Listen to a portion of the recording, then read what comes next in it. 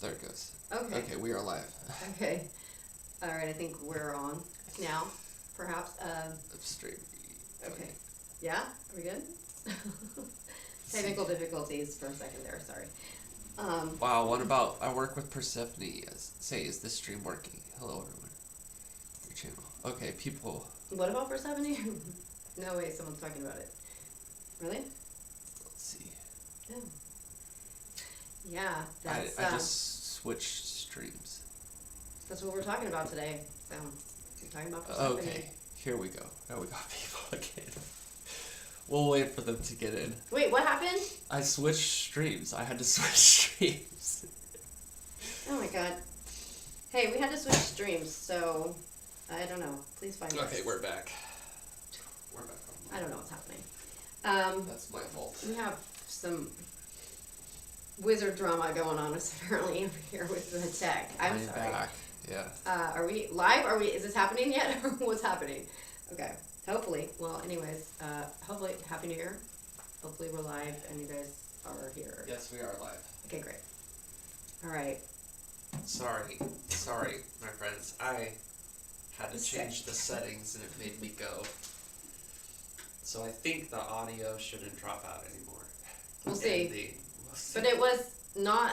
It was a thing on our end, right? Like it was a problem. Yeah, I'm learning. I'm learning as I'm going. Yeah, I don't know. It's hard. It's hard to be Abammon on screen and then also the producer. You know. Right. I guess. I don't know. Oh, that's high. Should I lower this? But we'll wait for people to get back in. Are they in here? Oh, I don't even see. We're not even in here. This is over. Yeah. Yeah, you gotta go to the. What the? I redid it. Oh, God. Okay. Yeah. Oh, you made it safe for something. That's why. Okay. Yeah. Okay, there we go. Wait, which one is it? This one. Live. Okay, now I see it. Yeah. Okay. Cool. All right. I don't know who I was just talking to then. I guess this whole time nobody. But sorry. Yes. So happy Sunday. Happy Sunday. Happy New Year. So glad to see everybody here. Yeah, Happy New Year. And you guys?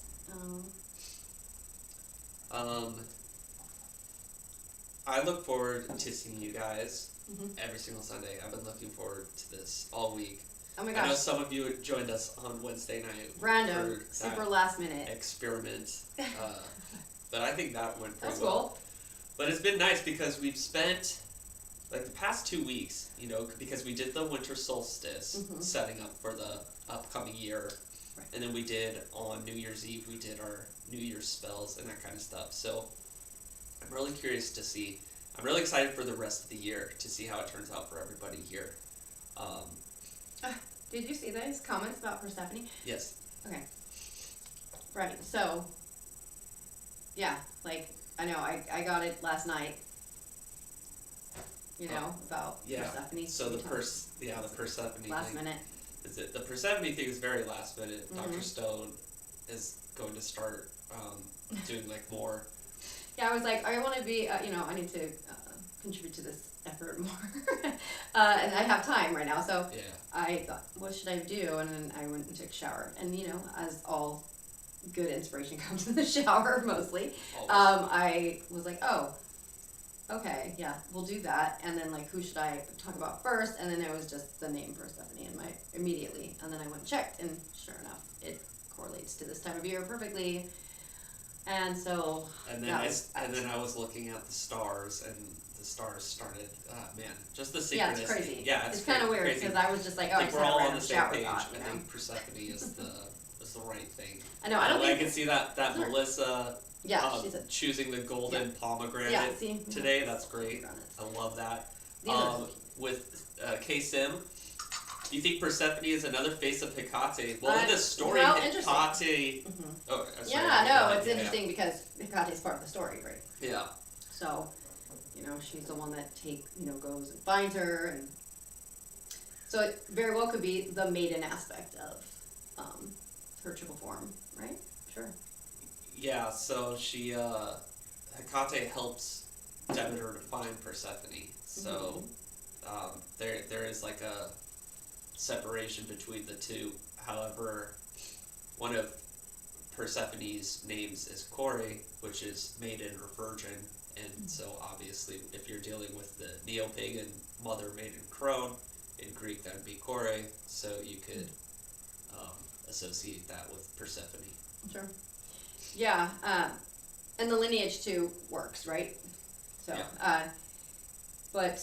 And thank you, we had fun on New Year's Eve too. That was weird. And like after the fact, you know, I was thinking about it and I was like, oh. Yeah, that was wild. Right. Well, why was it wild again? I can't remember.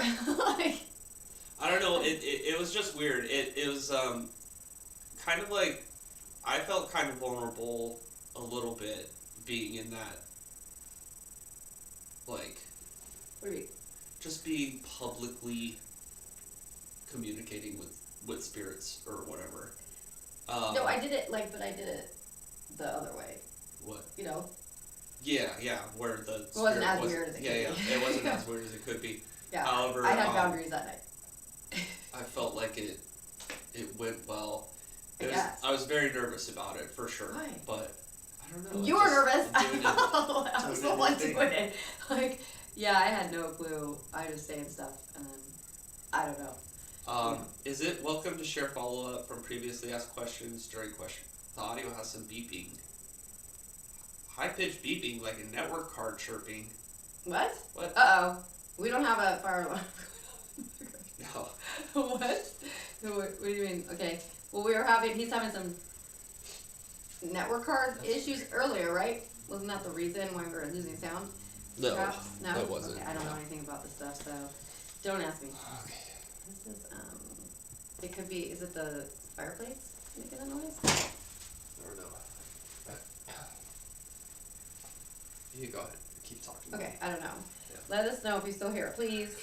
Oh, I hear it. Oh, whoa, what is that? Okay, we hear it. We can hear it now. I know what it is. Oh, he knows what it is. Yeah. We can fix it right now. Sorry. Thank you for letting us know, because that's, I wouldn't be able to listen to that. Honestly.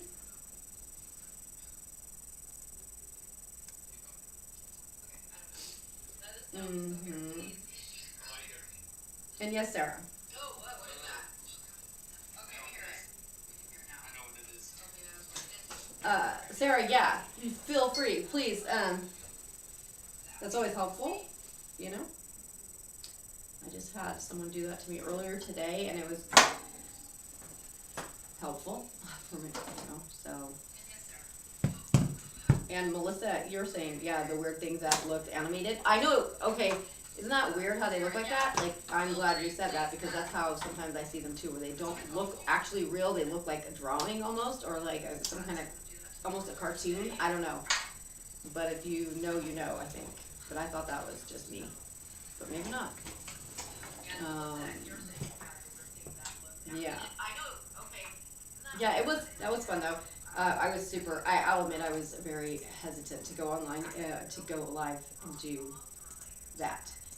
You know, I actually didn't think anything would happen because I was so apprehensive about it. But you know, what's going on? Okay, sorry, I have to just keep talking. He's working on this beeping sound that's horrid. Okay, so you guys, it's the new year, right? And you know, current, you know, culture says that the new year is all about making resolutions and, you know, looking, you know, what's coming for me this year, etc. But that is not what antiquity says the new year was all about at all, and especially not in this tradition of magic and occult practices. It's seen as a much darker kind of chthonic symbolism to it about, you know, what lessons from the past year did you learn? What did you endure, and did you learn from it? And if you answer no to did you learn from it, then you will surely be revisiting it again with more and more force each time. This is when we find ourselves in those repeating cycles where it's maybe different players and a different stage setting, but the same theme overall is occurring, right? Let's see. Okay.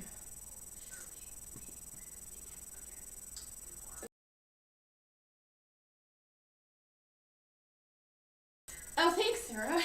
Okay, so that helps me a lot. Okay, so I really appreciate this. So Sarah says, I ended up talking to the friend who initially said yes to the dream walking experiment, and Anna was correct.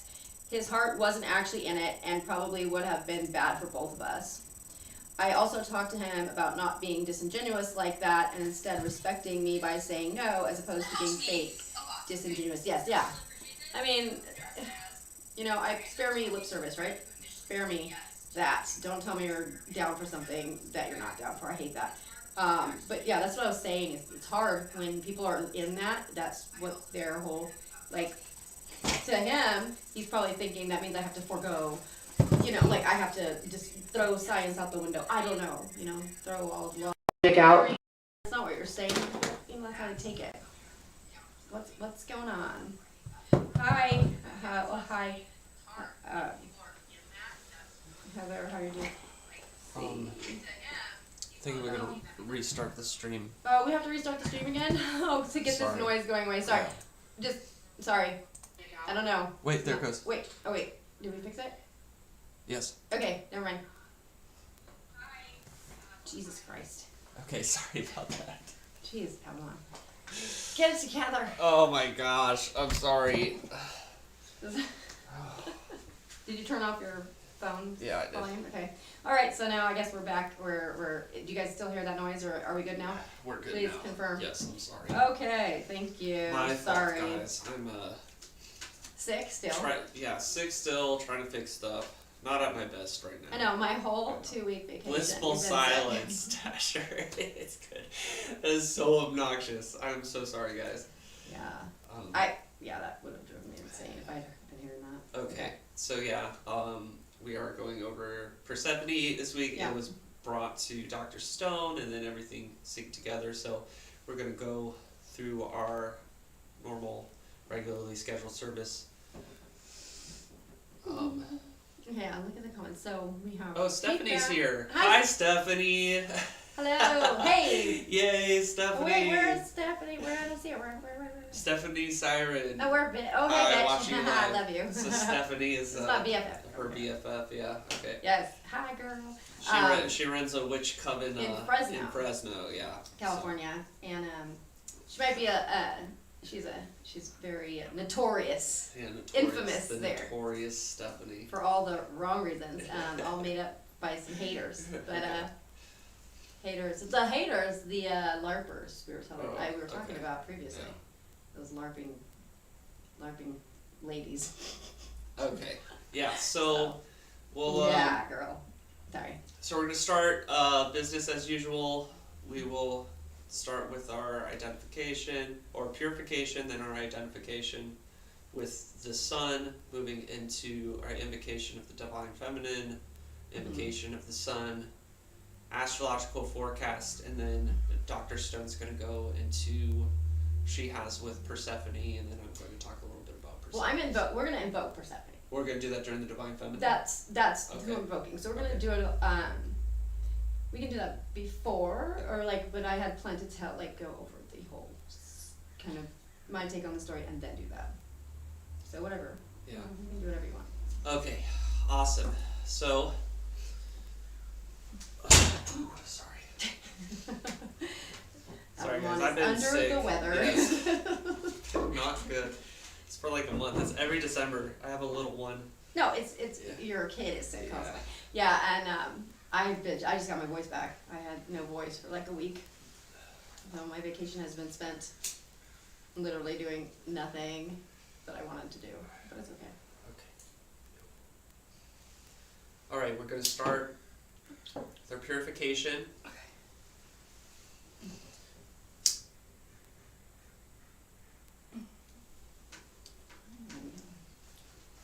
We like to use myrrh here over for our purifying incense. You may use Palo Santo, white sage, whatever incense you associate with purification.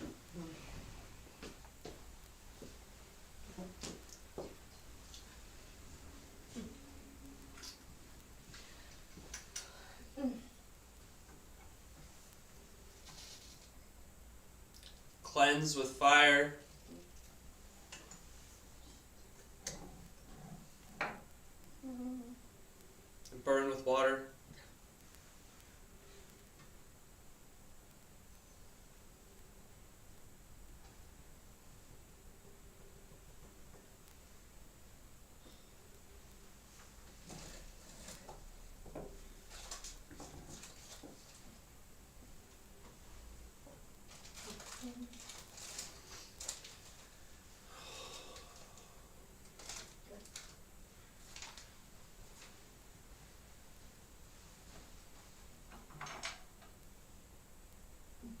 I sublimate, consecrate, and purify my mind, body, soul, and spirit under the authority of the Tetragrammaton, under the authority of the Most On High, Master of all, Creator of the universe.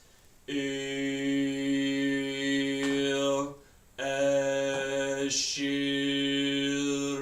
Il.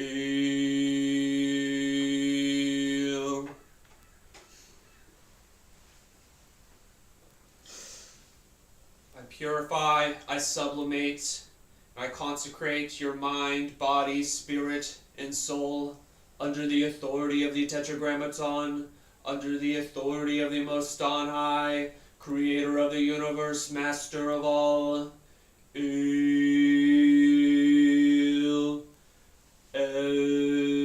Eshir Il.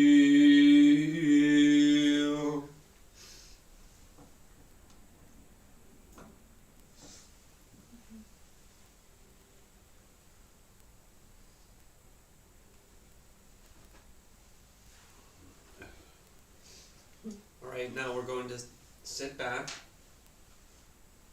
going to relax. We're going to begin our identification with the sun. This is group hypnosis, guided meditation. All we have to do is accept it and let it happen. If you don't accept it, it's totally fine, it's up to you.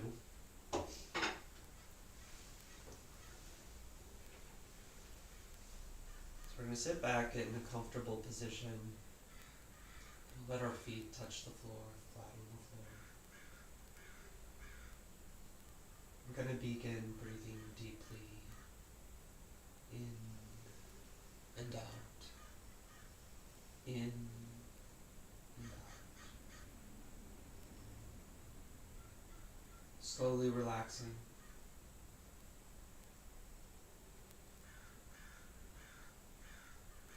At the top of your head, you may start to feel a sensation.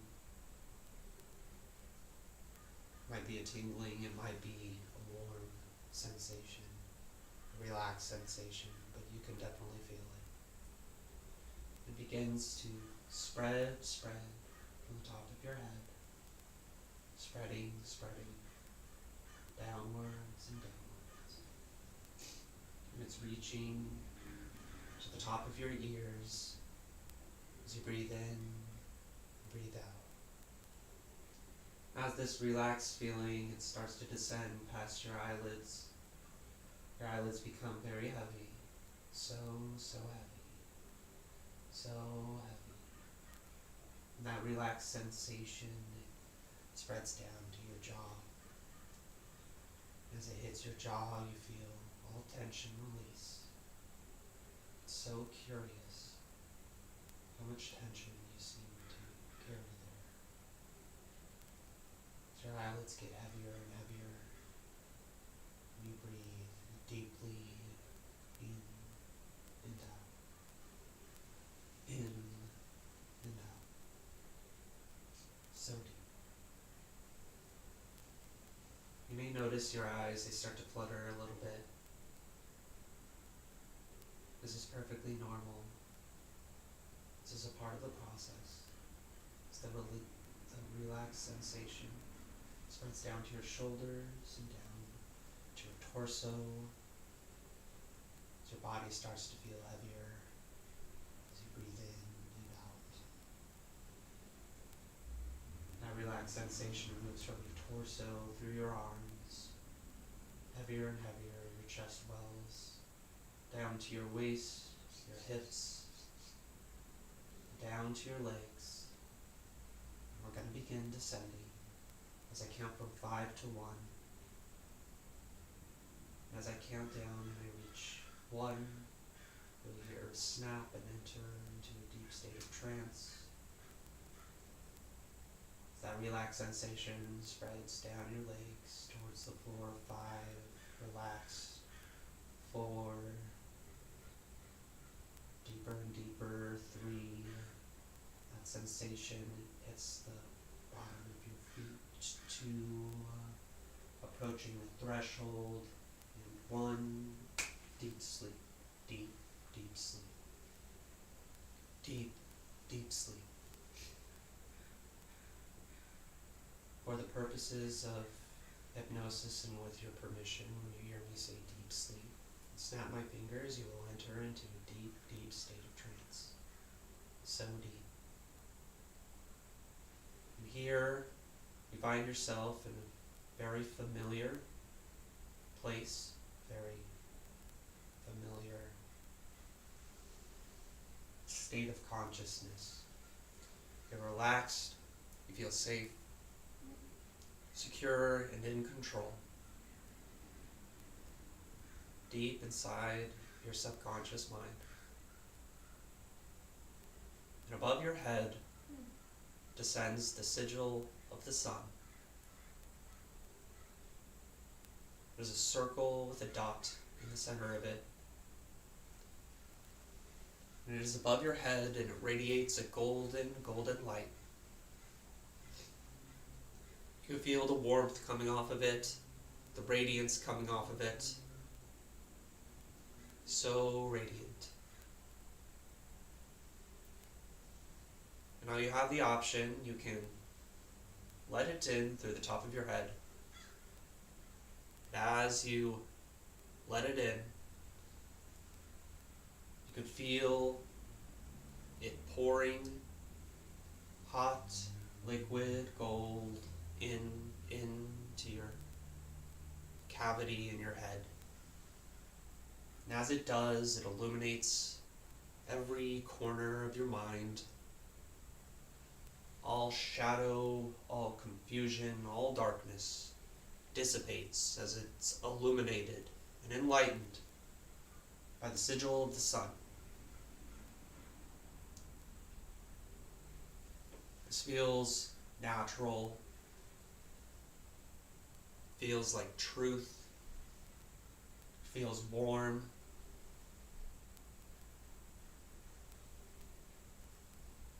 It unlocks things that were previously hidden, locked away. From here you can let this gold, this liquid hot gold, course through the rest of your body, moving through your subtle energy centers, through your blood vessels, through your veins, as this gold moves through every part of your body. And you notice your body getting heavier as it becomes solid gold. You are glowing, you are radiant. You feel like your true self. This is who you are. You are made of gold, illuminated, radiant, enlightened.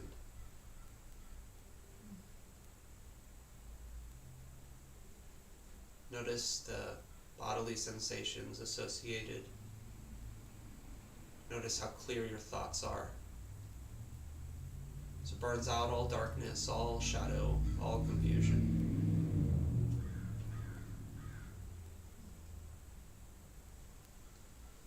We're going to let this imprint deep, deep on our subconscious mind. This feeling, being made of gold, this identification with the sun. We're going to carry it with us for the rest of service.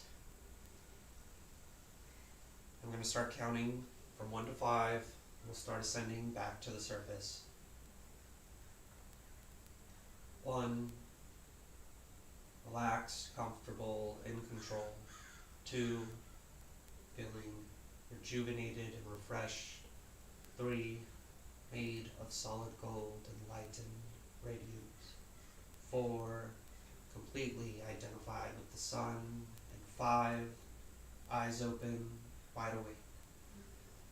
Eyes open, wide awake. Welcome back. Welcome back. Jeez. Got all hot again. I know, I got you good there. Yeah, it was like. You went out. I was here, but I was barely. Jeez. Woo. Why is it doing that? What? Getting getting really hot. Like I'm freaking literally increasing. Yeah, so I keep saying it. The more you identify with the planets, you'll notice how I know the planets are present is I notice body temperatures. I notice changes in my body temperature. The more you do it, the more sensitive you are to it. Is that the case? Yeah. That's how it goes? That's how I always know if I'm within the sphere. My hands are very warm. Yes. Well, mine are always cold. You know this. They're shockingly cold. But right now I'm burning up. So. Burning up. Yeah. Burning so up. the sun is hot. So I'm like, why can't I see this? Why can't I see this? What's going on here right now? Is this not it? I think you're on the wrong one. Okay. Yeah. Where is it? Oh, there it is. Okay. Sorry, you're trying to see about the. Oh, they weren't before. I run cold. So. Yes, and Stephanie, 90% of people do front. We know this. Yes. Okay. So. Yeah. Okay. Are we doing? Yes. Okay. All right. Well, just give me a second. So, I need to get some. More stuff. So. Okay. All right. You have more stuff to get? Let me see. It's not in here. What is this? Is it? I can do the invocation of the sun. Oh yeah, go ahead. Yeah, I need to get some more stuff. Sorry. I felt it. Ugh, it's so hot, and I'm burning up. Okay. So we're gonna start our invocation of the sun before we move on to the invocation of Persephone. Yeah. No, that should be after. And now, the reading today, we're gonna do our reading for Persephone, and we're gonna see just how incredibly appropriate invoking the sun is with Persephone. It's kind of wild how appropriate it is, but I'm really, really glad we're all on the same page. I love, Melissa, that you were drawn to that. The golden pomegranate, that is, that's heavy.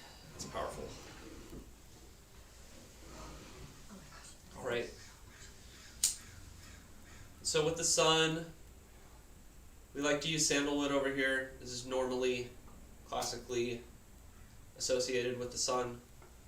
Do you have anything else that you associate with the sun? May use it.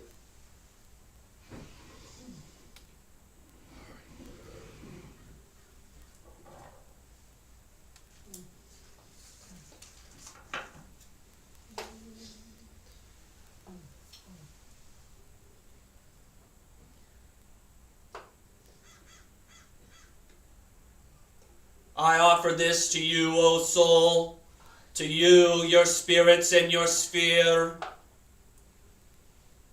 under the authority of the Master of the Universe, Creator of all,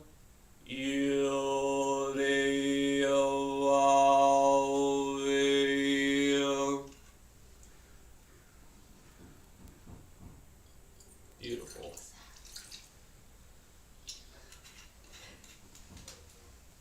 Okay.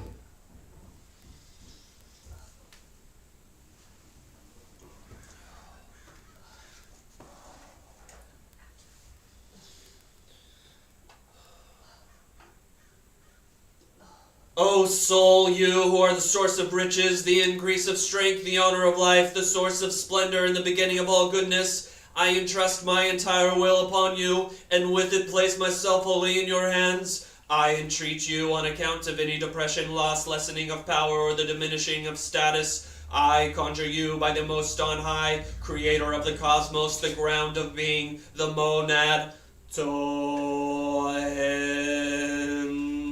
who is the mover of your motions and the giver of your power, through whom you accomplish your actions by the obedience with which you obey that master of the universe, by the reason you have for helping and saving those who throw themselves at you in your will, that is, those who pray to you and supplicate you with a clear and pure intent, and by the dominion and capability that that master of the universe has granted you over the planets, turn yourself unto me and liberate my will. Carry it away from worry and sad contemplations. Lead me into power station and fortifications. Grant those who seek to cast darkness at us come to our obedience and dominion.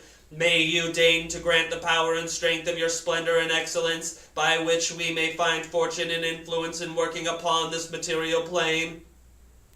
I conjure you by your hidden and concealed noble qualities, by the influence you have in the order of motion, by the influence, power, strength in the works you govern upon the generation of things in this world, by your piety, which reaches the meek, by your fortune, which reaches the great, by your fidelity and legality, which you have towards Master of all, Creator of the universe, who has granted competence to you and beseeching to you, by the ways and paths of the heavens, and have no parallel upon the earth, I conjure you by all your names.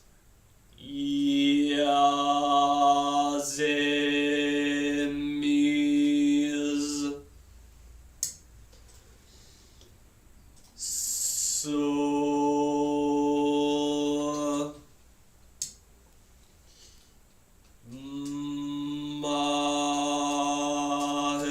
Mahir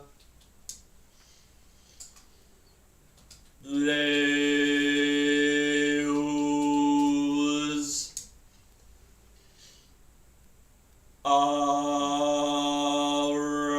Auras. You who are the light of the world, I conjure thee, heed our prayers, understand our requests, those in our hearts and those in our minds. Pay attention to our words and descend into us with great effect. All those with a pure and untarnished will towards you shall have complete identification. O you great luminary.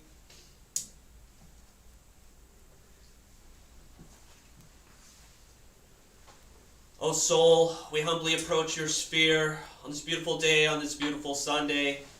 We ask that you continue to guide us, to help us, and to grant us your wisdom, grant us your radiance, grant us enlightenment. Help us to become living examples of you here on the material plane.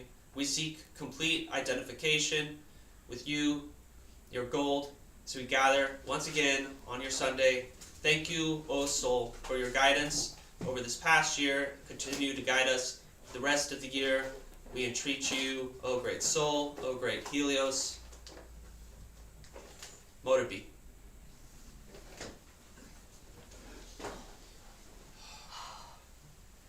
Wow. Okay. I don't know why I don't want to go ever. Okay, okay. So, let me do this.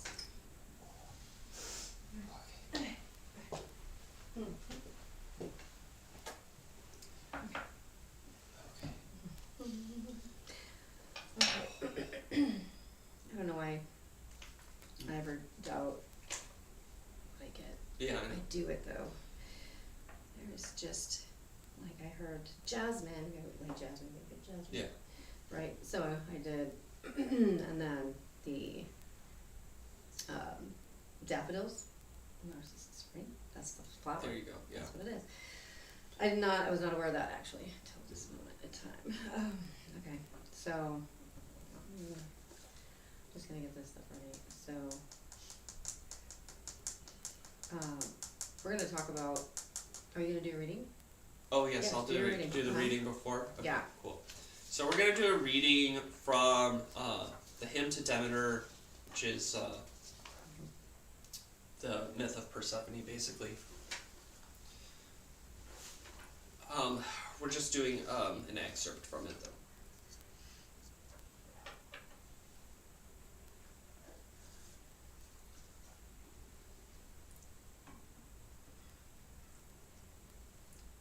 Demeter, I begin to sing, the fair-tressed, awesome goddess herself and her slim-ankled daughter, whom Aidoneus seized. Zeus, heavy thundering and mighty voiced, gave her, without the consent of Demeter, of the bright fruit and golden sword, as she played with the deep-breasted daughters of ocean, plucking flowers in the lush meadow, roses, crocuses, and lovely violets, irises, and hyacinth, and the narcissus, which earth grew as a snare for the flower-faced maiden, in order to gratify, by Zeus's design, the host to many, a flower wondrous and bright, awesome for all to see. For though mortals above and four mortals below, from its root 100-fold bloom sprang up, and smelled so sweet that the whole vast heaven above and the whole earth laughed, and the salty swell of the sea.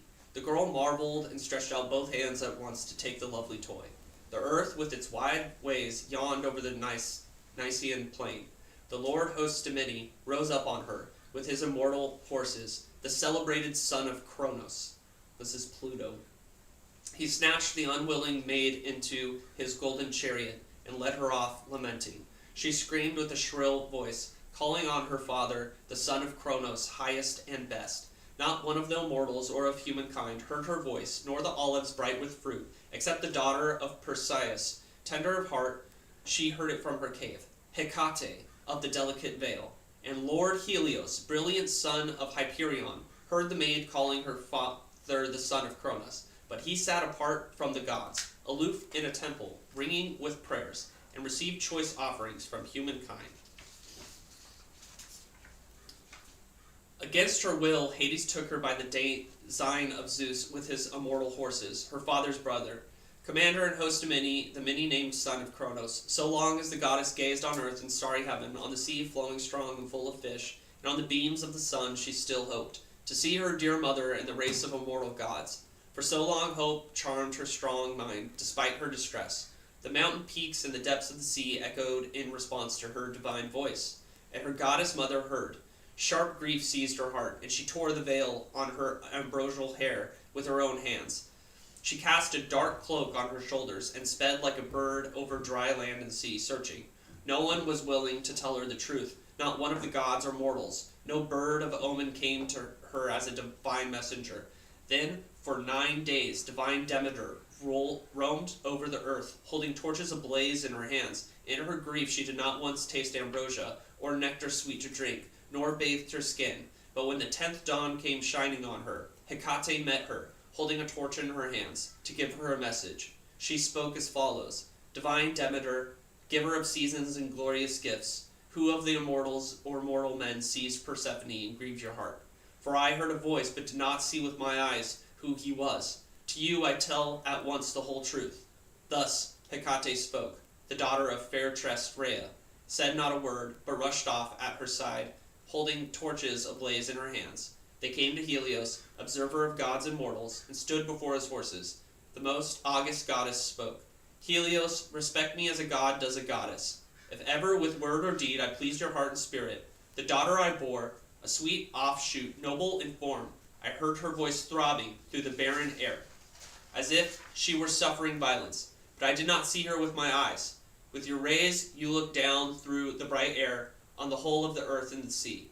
Tell me the truth about my child. Have you somewhere seen who of gods or mortal men took her, by force from me against her will, and went away? Thus she spoke, and the son of Hyperion replied, Daughter of fair-tressed Rhea, mighty Demeter, you will know the truth, for I greatly revere and pity you, grieving for your slim-ankled daughter. No other of the gods was to blame but cloud-gathering Zeus, who gave her to Hades, his brother, to be called his fertile wife. With his horses, Hades snatched her, screaming into the misty gloom. But goddess, give up for good your great lamentation. You must not nurse in vain insatiable anger. Among the gods, Aidoneus is not an unsuitable bridegroom, commander to many and Zeus's own brother of the same stock. As for honor, he got his third of the world's first division, and dwells with those whose rule has fallen to his lot.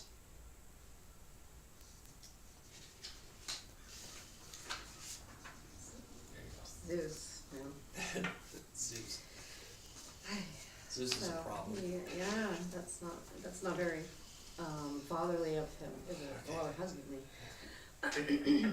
Okay.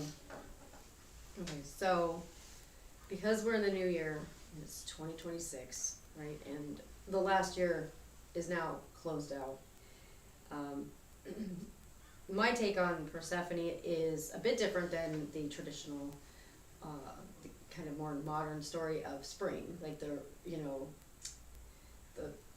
earth coming back to life in spring, right? Mine is a little darker, if you will. That's how I roll. So for this, we're going to be talking about Persephone, Queen of What Endures. This is the teaching for the new year that's a little darker, more chthonic than the spring liveliness that she's usually associated with. So this, as we begin this new year, I think it's important to take into consideration that the new year doesn't promise us anything, right? It doesn't. It only promises us something if we have taken the lessons from the year that just ended and learn from them, learn from them. So in this instance of Persephone, I'm talking about not the girl, not the maiden, not the victim, not the abducted child. I'm talking about Persephone, the one who rules next to Hades with authority.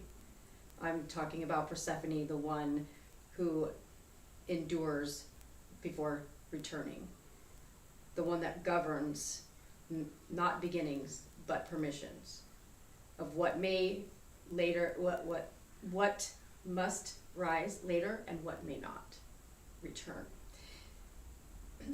This is not a seasonal metaphor. In the modern telling, she's reduced to this story about spring, and that's very incorrect in my opinion. In the older Greek, and especially in the Orphic understanding, Persephone is not a symbol of flowers returning. She's a symbol of lawful transition between states of being. She's liminal. Right? She's the only Olympian deity who resides permanently in the underworld, who rules there with authority, and who returns cyclically without losing sovereignty. This makes her unique. She does not escape the underworld. She administers it. Her descent is not a punishment, it is an initiation. And her return is not rescue, it's permission. This matters because the ancients did not believe renewal was automatic. Renewal required someone who could move between worlds without denial. Now, the pomegranate has heavy symbolism here. Persephone eats the pomegranate not because she's tricked, but because she crosses a threshold. In ancient logic, to eat the food of the realm is to accept its laws. Once Persephone eats the seeds, she cannot return unchanged. She cannot belong exclusively to the upper world. She becomes liminal, belonging to both life and death, which again can go back to the Hecate reference or association. This is not a loss of her innocence. It is the acquisition of her jurisdiction. From this point on, after she consumes those seeds, Persephone is no longer governed by desire or fear. She is governed by time. This aligns her directly with Kronos and later with Saturn. Time does not undo what is eaten. Time integrates it. Saturn governs boundaries, cycles, endings that cannot be negotiated. And Persephone governs descent, containment, and what remains below and how long it takes to become real. Together, they tell us something uncomfortable but essential. Nothing enters the future unless it has first survived limitation. The new year is not open terrain, it is a narrow passage. Persephone does not ask, what do you want to become? She asks, what have you already lost, and what did you learn from it? Did you learn from it? If your answer is no, rest assured you will be revisiting it in this year to come, and much more forcefully this time. Again, I believe that one of the most damaging modern distortions of her story is this insistence that she remains a captive. In the Eleusinian understanding, Persephone becomes queen. She sits beside Hades, not in submission, but in governance. She receives the dead. She knows what cannot return, and she knows what can. This is why she was central to these mysteries. And initiates were not promised happiness. They were promised the right relationship with death. And that is what Persephone offers. Not comfort or reassurance, but continuity without illusion. This is the goddess appropriate to the beginning of the year, not because she promises us growth, but because she determines what is allowed to grow at all. So I'm going to ask you, we're going to do it a little different today, because this is a little bit more of a somber invocation. Okay? So I'm going to ask you at home to just sit and be still. You can have your gaze lowered, or to close your eyes. And if you can, please keep both of your feet on the ground.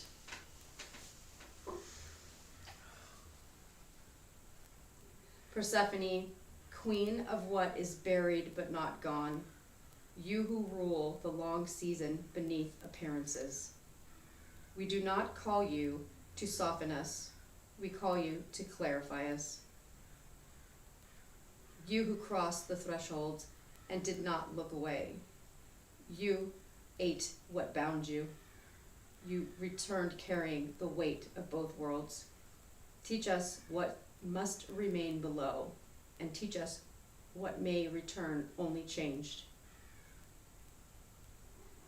By the law of time, by the patience of Saturn, by the silence that precedes all renewal, strip from us what cannot endure, and anchor us within what is real.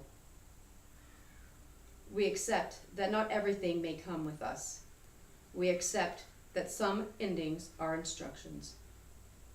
Persephone, queen beneath the earth, hold what must be held, release only what is ready.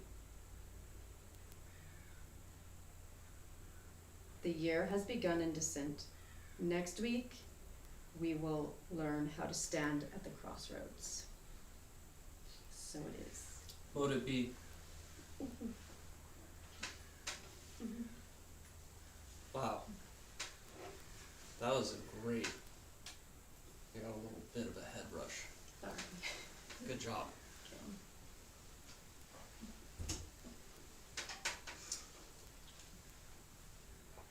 Wow, I'm really stoked on that. That was fantastic, Dr. Soon.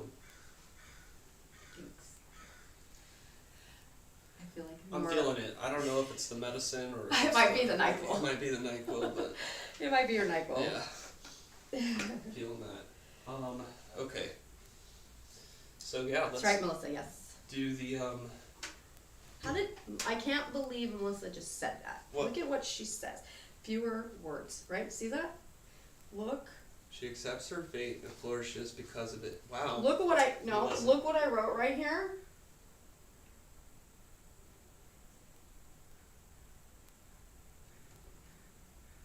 And in silence. Yeah. She says fewer words. Yeah. Yeah, this weirdness. Okay, so again, you're like on it. Melissa's awesome. Melissa's got it. Yeah. Yeah. It's crazy. Okay. Okay, you're gonna do your astrological. We're gonna do the astrological thing. So, when I woke up this morning to do our astrological forecast, Dr. Stone informed me that we were talking about Persephone, and I was like, okay, I think that is we're gonna follow that thread, right? Because nothing came to me over the week. I think. I was getting pulled towards Saturn. However, I go and I do the astrological forecast, and I think Melissa had Persephone synchronicity. We had someone else in here who works with Persephone. That's what the stars are talking about. Yep. This is crazy how this works, right? So right now, this conjunction between the Sun, Venus, and Mars that we've been dealing with for probably 2 weeks now or whatever, is they are sitting right on top of each other. Like, this is the most androgen that this is going to be. And it is in direct opposition, in direct conflict with Jupiter Jupiter is still in that trine with Saturn, right? And so when we're looking at the Persephone story, Saturn is Pluto, right? So it says the son of Kronos. So Kronos is who Saturn is, right? And Pluto is Hades, is the son of Kronos. So when you're talking about astrology, when you're using the seven classical planets, you put all of Pluto's stuff on Saturn, right? So we see that Jupiter is in harmony with Saturn, and they're kind of like copacetic with each other. They're working together. But Venus is in opposition with Jupiter, and then look at Demeter is Luna, that's over here. This is what's going on right now. Luna is just making it past Jupiter, which is Zeus, right? So the Persephone getting stolen, right, by under Zeus's, like, Zeus letting Hades, Saturn, Pluto steal Persephone. This is happening in the stars right now, which is absolutely crazy, absolutely insane. Now, this week, there's a lot of tension, a lot of stuff that is going on this week that it's going to be, my forecast is going to be a pretty rough week, right? Because we're dealing with this descent.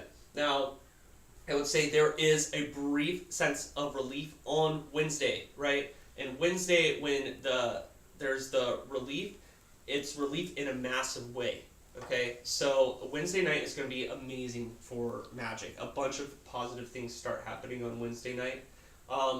The only thing that's going on is the sun is still in opposition with Jupiter. That's the only negative aspect on Wednesday night.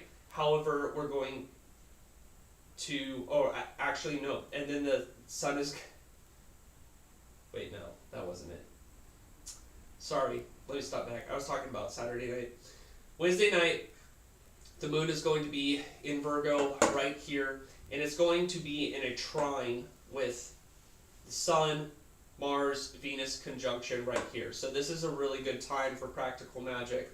But the moon is also going to be sextile with Jupiter, so we're talking about like really expansive, positive kind of magic stuff where you're trying to grow something, you're trying to attract something maybe. When if you can swing Venus and Jupiter working together with the moon, that's usually a pretty good spell when we're talking about getting something, when we're doing practical magic for that.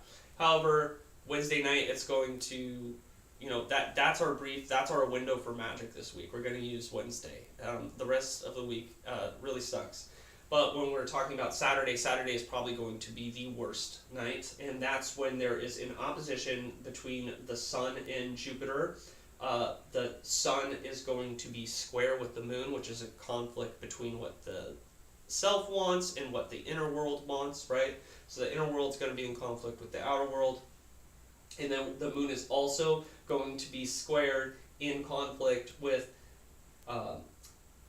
Venus, Mars, and Jupiter, right? So moon's going to be in conflict with basically everything here. Saturday night's going to be pretty terrible.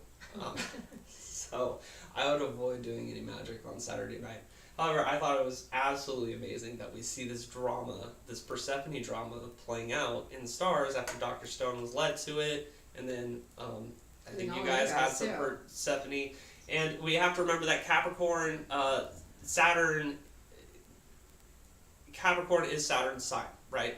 So when we're talking about the dark and cold of Saturn, and you imagine just the, snow all over the ground, barren trees, like that's what Saturn like the is. Midwest. Yeah, that's Saturn's vibe, okay? And this is what, January is, what Capricorn is, that kind of thing. So it's a time to organize, it's a time to build structure, and that's what Saturn's really good at. Saturn is a great organizer, Capricorn is a great organizer. So if we're not doing any magic this week, other than Wednesday, maybe we're building the systems, right? Setting up the systems, or planning, meticulously planning, right? So, no magic, no good magic, no, like, maybe retaliatory magic, baneful magic, nothing like that, no good? No. Okay, just checking. I would say, Not that I have any to do. all this tension in the sky is good for baneful magic, but I don't think it would be wise to be doing that during Capricorn or during Saturn season. Just asking. Right? Yeah. So, yeah, with that being said, that's the astrological forecast. It Yes. is Persephone is happening in the sky, which I think what Dr. Stone was saying during her breakdown of Persephone. We can utilize that, do some inner work. Right, and another, I think another take on Persephone, and Demeter also, well, on Demeter and Persephone, the story, can also be seen as, you know, through a mother's lens of, you know, as how us as mothers, when we have daughters, I'm sure with sons too, but I wouldn't know, that we look at our children like they are that innocent child playing in the field, and they're all, you know, they're like our babies. And this story can also be kind of viewed as, you know, the process of letting go of that child-like archetype of our children as they grow and mature and they get stolen away from us by things that are more interesting to them, like boys, and worldly things. You know, the loss of innocence, quote unquote, not completely, but you know, the idea that they're not little anymore and that they're becoming they're becoming their own person, and they're going to have a life outside of ours. And so it's going to be kind of seen as that journey of that kind of grief of loss of that innocence of the child, you know, and but then also the transformation into being a woman, right?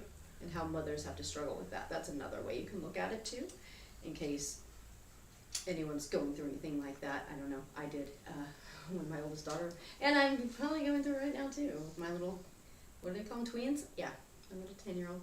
Twins. Turning into a teenager real quick. Yes, and it's like, oh, so, you know, those are a couple different ways to look at it. It's always interesting to me how these mythological stories, you know, actually still are relevant today in our lives, and always probably will be. That's why they're there, dark and cold. You know, so I love that, dark and cold. Maintaining, so what about maintaining long-term daily spells, and then, Tantu says, or daily prayers and meditations, are they okay every day? Yeah, your daily practice, your ritual hygiene, and like that kind of, those kind of spells, keep maintaining them. So you're just talking about, when you're dealing with astrology, you're just talking about what is being birthed at that time, right? So if you're starting something. So these forecasts are for practical magic. So thing is, like, with all the tension on Saturday, I wouldn't do any magic to start a business on Saturday night. It would probably fail miserably. I wouldn't do any magic to before a first date or that kind of stuff on Saturday night, because it would probably blow up in my face. I would never do magic before a first date. I would do that. That's what. And that's all I'm saying. But I'm saying that on Wednesday night is an absolutely, like, it's like the clouds part, and then all of a sudden the planets all are in these good aspects, and that's a great night to do stuff. But any daily work that you're doing, keep doing it. Don't use the astrological forecast to let that impede on your consistency. So as the planets move, they start pulling on each other, and you'll start noticing the kind of vibe or the energy of whatever work you're doing. It starts shifting as the planets are slowly moving, right? And so if you're looking at your daily practice, and you'll start noticing things coming up in your daily practice that are themed by what's happening with the planets, right? As they're slowly moving. So, Melissa, so I thought of you actually when I was thinking about Persephone's and Demeter's story. And I think that the message for you that I just heard right now, well, not I think, I do know, that it is like to kind of heed that story, right? So what happens? What does Demeter do? She frantically tries to find her daughter and get her back, right? And in the meanwhile, she's completely ignoring her own needs and her own duties and her own fulfillment, right? Because she's so focused on finding Persephone. So I think in this context, you can think of this as a maybe a cautionary tale of, like, make sure that you're caring for yourself and looking at, like, this is a time for you to also bloom and grow, because as mothers, we are so, you know, our role is so serious and it's so all encompassing that a lot of the time we kind of lose track of who we are as a woman, individual, you know, outside of the family unit, outside of the mom role. And so when our children kind of leave and, you know, fly the coop, right, we are left with this empty nest and we don't know what to do with ourselves. So I think this story also calls us to care for ourselves, to cultivate the things that we want to do, to make sure that we are still growing and you know, doing things that are going to fulfill us individually, because now we get our identities back, right? And our daughters come to visit us occasionally, right? You know, just like Persephone does, and we have lovely time with them and we become closer because now we're more equal. But in the meantime, you know, it's now your time. I mean, depending on if you have other kids, maybe not, but you know, but if not, then if it's just that's your daughter and she's in college going away, yeah, you know, just make sure you're taking care of you also, because you also matter, right? Because without you taking care of yourself, the world goes to shit, basically. It becomes a barren wasteland, right? So you can think that is a very literal analogy or metaphor, right? So that makes sense. So, is Saturday okay to do spell to gain more discipline? That's what I was going to do originally from Tontu. Yes, Saturday is great. I mean, if you're looking for discipline, that's Saturn all day. That's 100% what I go to Saturn for. Sometimes Mars is good for discipline too. He gets a little unchecked with it though, like he gets hardcore about it. Mars is like a gym bro. Saturn's like a gym bro. You know, a meticulous investor or something. You know, yeah. Saturday I would do a discipline spell for sure. If you're doing like inner work, if you're doing like shortcomings, that kind of stuff, don't let the planets dictate that. Right? If you're doing practical magic, that's when you're looking at the planets to see if it backfires. Wow. So get this. Look at that. Do you see the other comment? So Stephanie's agreeing with me that no, you don't do magic on first date, before first date. Although now I'm wondering if that's what happened. Did I? Yeah, no. Just kidding. Well, I do like charisma attraction stuff. Oh, that's what Stephanie said to do. Yeah. She's like, and maybe it's like a glamour spell, right? You know, like make yourself look good. I yeah. didn't do that. I didn't think about that. I was too nervous. But you know, that's funny. But then I see another comment here about from Heather saying that her 16-year-old on New Year's Eve told her she wants to devote herself to Persephone this year. Yeah, that's cool. One. I love that. Yeah, that's cool. And so we're all this is weird. We're all syncing. Yeah. Well, that's interesting, isn't it? Because we have something for that to sync with, right? Yes. Yeah. So today we're taking a step up. Oh, we should tell them now. Yeah. Well, we're gonna talk a little bit about the chest meditation. So now we're going to be accessing the magician. So their next part of our experiment, in order for us to all access the magician, we're going to find an object. And so it's called a fetish, right? So you can think of it like a totem or something, but some type of object that you are associate with our chest meditation. Okay, this archetype that we're working with, this magician archetype, and this object's gonna come to you, and it's gonna be a personal object that you own. That you own. You have right? to have it already. Yeah. So you're gonna know what the right one is. Use your intuition, but you're going to you do this over the course of the week. Maybe Wednesday night would be a perfect night for this, since Wednesday night is the night of this archetype, the magician archetype. It's Mercury, right? So on Wednesday night, you're going to do your regular chest meditation to connect with it, and you're going to offer the fetish, the totem, the thing, to the magician in the chest meditation, like an astral copy of it or whatever. Mm-hmm. You're going to imagine yourself putting it in the chest and giving it to the magician. And actually saying that, like. Yeah. So yeah, I was shown that you need to have an item that represents what you want to amplify for yourself, like what ability, what kind of, whatever it is that you want. So for me, it might be, being able to speak more directly with spirits or something. I don't know, that would be pretty wild. But something like that. So maybe or maybe I want to do automatic writing. Let's say I want to be better at automatic writing. Just as an example. So I would take a pen, right? Yeah. And I would get a pen that I use often, one that's mine. And I would then meditate on it, and I would envision me handing it over to the magician in the box and saying that this is for you. I'm gifting this to you. This copy, like it's it's your mental image copy of it, right? You still retain it, obviously, but you have this projection of it into the box, right? Okay, that's what it was. Yeah. Give it, and you have to say, I'm giving this to you. This is your copy of this. Okay, that's important. I'm not sure why, but that's what I was told. Yeah.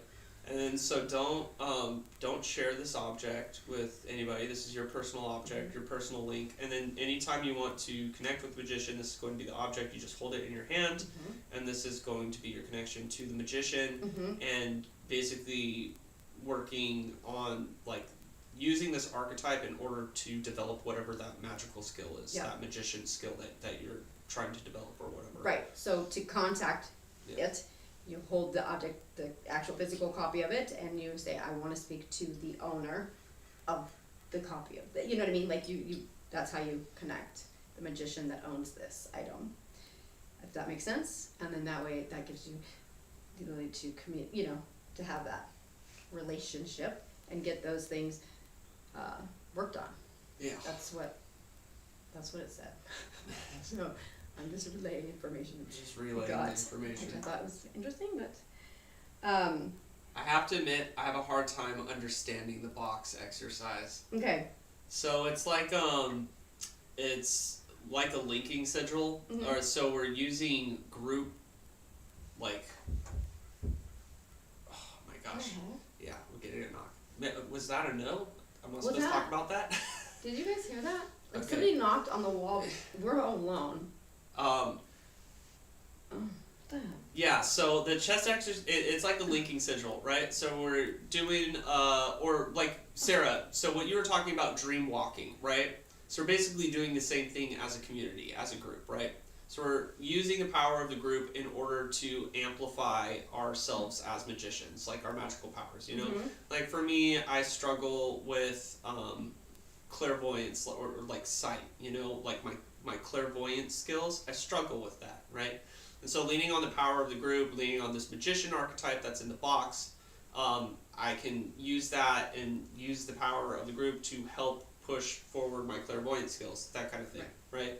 So when we do group work together, when you get magicians and they're all working together on the same thing, right? You get a lot, like the magic is a lot stronger, right? So we're using the chest exercise in order to, the chest is the linking sigil. It's like we're all getting together every single Sunday and we're helping each other to develop, you know, as magicians, push ourselves forward. Yeah, and it seems to be working because you it's, guys are literally telling us stuff syncing and linking that we're talking about in private, Yeah. and then you guys are making comments in the chat that are like reiterating exactly the things that we talked about outside of the group. You know, these, Eric says I heard. You did. It was pretty loud. Was it 3 knocks? Yeah. What? That was like from the kitchen, right? Yeah, it's kind of like an egregore waking spirit. It's a linking. It's a group exercise. So it's like if you did an astral meetup. Yeah, pretty much. But this one is the magician that helps to enhance whatever abilities that you're wanting to enhance within yourself, right? Yeah. So again, I mean, mine's gonna be like automatic writing. Yeah. Yeah, because I don't want to enhance anything else at this point. So, I'm going on a date for a possible short-term arrangement on Tuesday I know, and look a at different first meetup on Thursday. you go, go. getting it, like fun. And then yesterday I had my first conscious experiment. It's a Venus. I think it was Venus. I saw roses per. Yeah, that's Venus. Yeah. I got that 2026 will be Venusian energy for me in some ways. Oh, well, I hope it wasn't. It's not anything like mine. That's a big one. Awesome. Yeah, mine was harsh. Waking Spirit says, I found myself this last week heavily focused on breaking down self-limiting beliefs and overcoming and pushing forward. Mm-hmm. That's great. That's yeah. Didn't we do something about self-limiting beliefs? I mean, isn't that something we did as a group or something? I mean, I said that on New Year's, right? I heard crows earlier. Are there crows around? Yeah, we have crows. Yeah, we have crows. Sure. Wherever I live, there's crows living right outside the window. Always. I want one as a pet. But you can't. It's illegal. Yeah. No, but I'm glad you heard the knocking. Not just us. It's so loud. Sometimes. Oh, and then yesterday what happened? The pictures came off. Yeah. I heard the knock and also the crows earlier. Yeah. Yeah, they're really loud. That's what it's like. Always. The knocking happens in this room so much. Yeah, but like no one's here. We'll be like talking and then something like knocks on the wall. Okay. We're like, what? Wait, yesterday I was in here and I was by myself and this picture and this candle sconce, both at the same time, like a recreation of a haunted apartment I had way back when, came off the wall. I had turned around to look at the door and I see both of them just come off the wall and crash to the ground, and I think I might have screamed a little bit. Yes. And he came running in and he's like, what? And I was like, ah! Broad daylight. Like, I was just like, what the hell? Nails still in the wall. Nails still in the wall. They didn't come out. So, I don't know. But I don't know why. What that knocking was in the house. Yeah. And nobody's here. But unless we have somebody living in our attic. We see stories like that all the time. Okay, do you want to do, anybody have any questions for Tarot for the new year? Do you want any, let me know if you have questions. I'll do the tarot reading before we depart here. Happy to do it. And Sarah, I'm excited for you. And Heather, I hope that your Venus situation is nothing like mine. Just gotta say. I think if it's like roses and pearls, because what you got, the symbols that you were getting had a lot to do with grief when you first started stepping into it. Mm-hmm. The roses and pearls are more of her like luxurious associations, but you have to be careful about that too, because that can be financially troublesome, because Venus kind of encourages overspending. Harvard is no buens. It's not a good place anymore. FYI. Well, I get into Harvard Law. I can ask, but I'm just saying it has sold out massively. I used to want to go do that, and I no longer do, because it's all money now. Like, it's just anyone gets in, and it's a pay for play, unfortunately, right? But there's lots of great law schools. Lots of great. But I'll ask. Let me get my cards. They're right here. Okay. To Harvard Law. Are you really applying for that? Is that serious? It's so expensive? Yeah, Sarah's trying to do really? lawyer school. I know she's going to do lawyer school, but I mean, is that serious? Because Harvard is so expensive. Which path should I pursue this year? I have several in front of me. What are some other books I should read on planetary magic that would further expand my knowledge on it? I finished my second evocation of Jupiter with my initiation and was curious if there are any. I don't know. I haven't read it anymore. I haven't read it yet, but I know Georgina Rose just released a book called Planetary Theurgy. She's been really into that recently.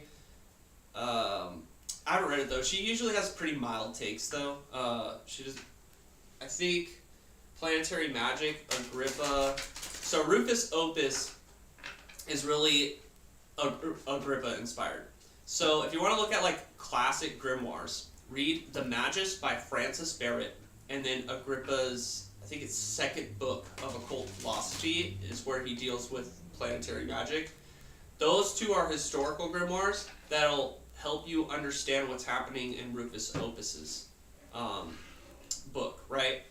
I know Georgina Rose, she does, she's more of a Thelemite, so everything that she talks about is through that, like, kind of Thelema lens. But I know she just released a book on planetary theurgy last week. Sarah says she is so passionate and she always has such great outfits. Yeah.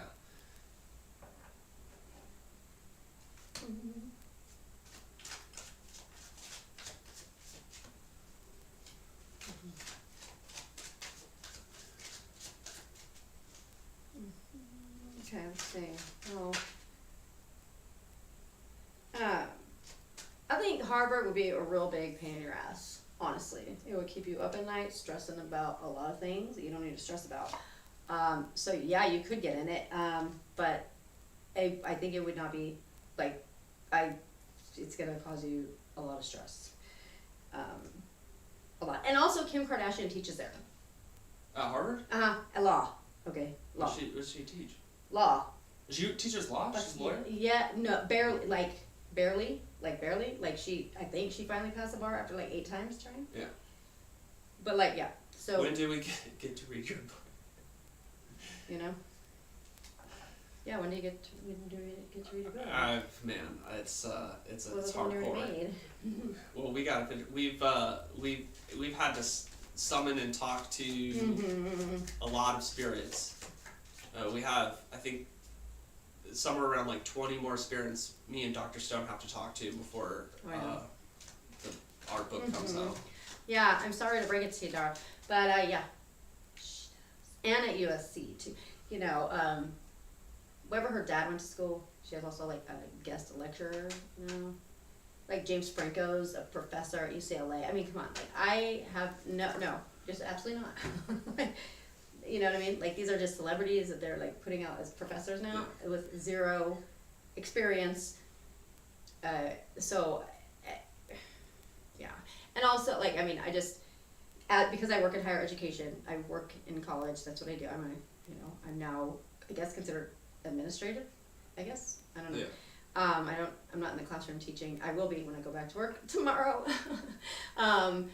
for 2 weeks. But I have been working in higher education for a while now, and I can tell you right now, like the schools, we all know what schools are kind of like full of it, and it's more just like the name compared to the education, right? In fact, community college is probably a lot harder than most universities because we actually care about our curriculum. And it's not about paying because it's, you know, funded, mostly free. We get paid regardless. But yeah, I would say, I mean, you could get in. Yeah, they'll let you will get in. I'm just saying what I see is a lot of headache. Okay. And then Suffolk Law, yeah. Elemental Magic too. So Jay Strickland says it's the first Sunday service. It was on Persephone, who has just come through just a month ago. That's awesome, Jay. Yeah, we think. Yeah, that seems to be the synchronicity. It seems to be that our community was pointed towards Persephone this week. So, it really fascinating. I love how this works out. Yeah, that's crazy. I love that so much. So, yeah, awesome. Honor Society is great, and that helps too. By the way, don't lose those affiliations. You know, make sure if you can. If you're not still a member, go back and renew your membership. That's help. And then those also have a lot of good resources. So, but you can go to any community college and talk to a college counselor there, and they can steer you in the right direction for schools that are, like have good reputations. And like for me personally, when I went to graduate school, the first time, I felt like it was too easy. My first master's was too easy, and so I wanted to go to a different school that had a harder time getting into. Like, they picked only a certain amount of people, because I wanted to feel like I earned it, And I did, and then it was really hard. It was much harder. And it definitely stressed me out, and it took much longer than my first master's. But it cost me a fortune, like, a lot. So, yeah, and then also, look, I got 4 Pentacles. This is holding on to money for that. So this is like, it will be an arm and a leg. And in all honesty, let me just say this. I'm going to say it. I don't care. Anyone can get mad at me. Schools can get mad at me. I don't care. A lot of those colleges that are like Ivy League it's just Ivy League. Like, it's just the name. It's not really a better education. It's really not. It's really not. And when you go and you get employed, nobody cares really at the end of the day where you went to school. Even online schools count now. Like, back in the day, they didn't used to count. Like, people would be like, oh, you went to online school, it doesn't count. And that is not a thing anymore. So, and 6 of Cups. So, I don't know. Maybe think about somewhere closer to home. I don't know where you're at, but it looks like something from a childhood kind of vibe, memory, maybe something you thought about as a kid where you wanted to go. road opening. Hang on. So, I like listening to. Wait. Okay, so Hang on, Waking Spirit said, yeah, we got a lot. Hang on. Waking Spirit said, interested in elemental magic Yeah. too. I would point you towards Paracelsus. So.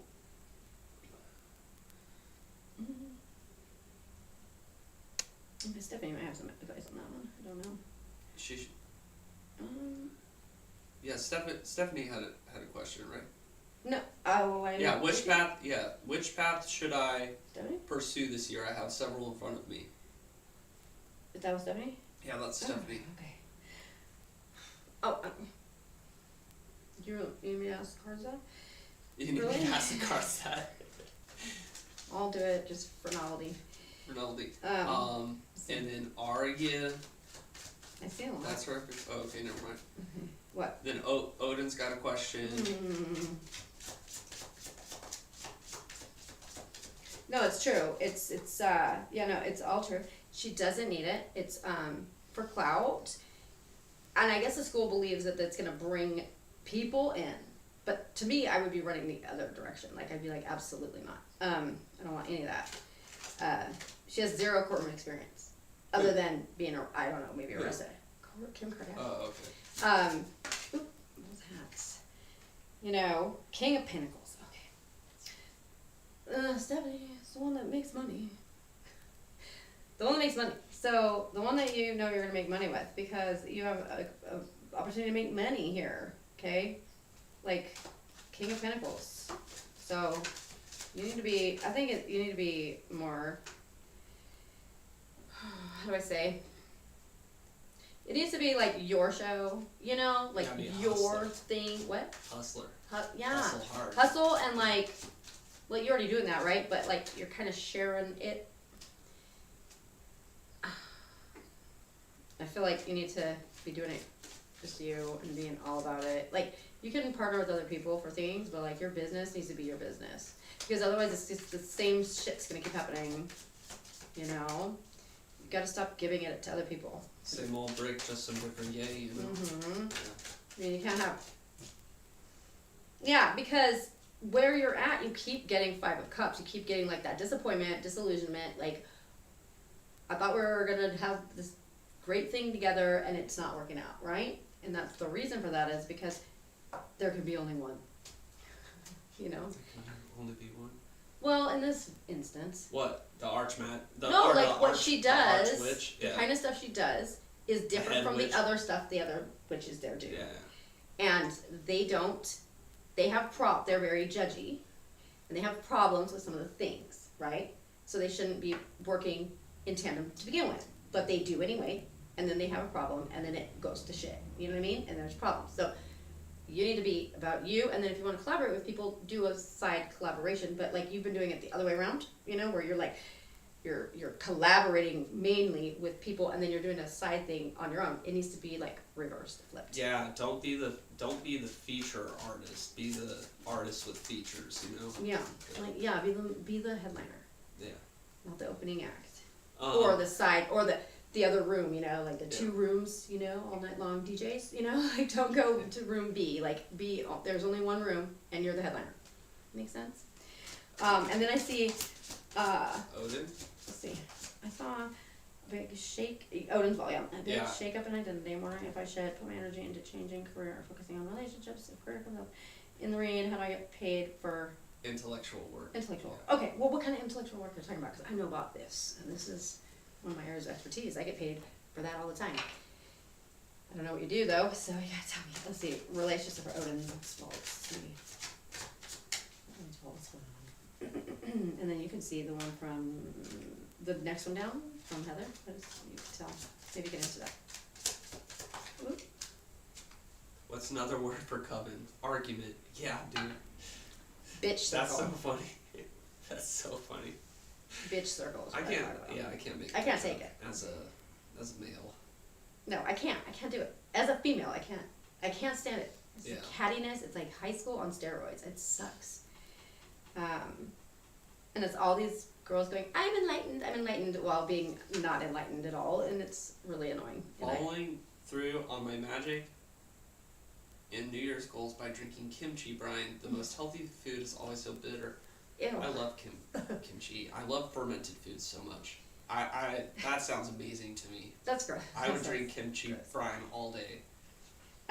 Okay, so this for Odin's bolts.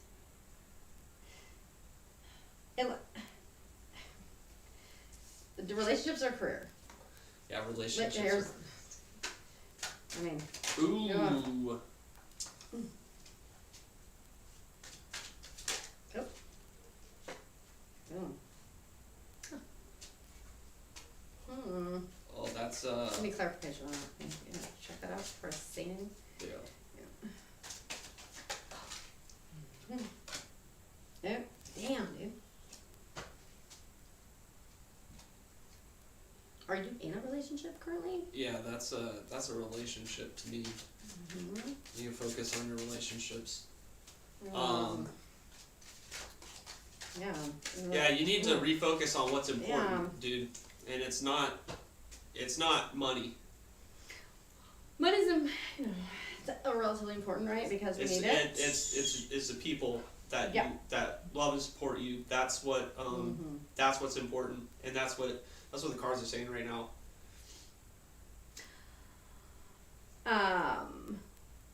Okay, Stephanie. So what does Stephanie do? Stephanie is a high priestess. So Stephanie, I've known Stephanie since junior high school. I have. She's the only person from my past I talked to. And she's awesome.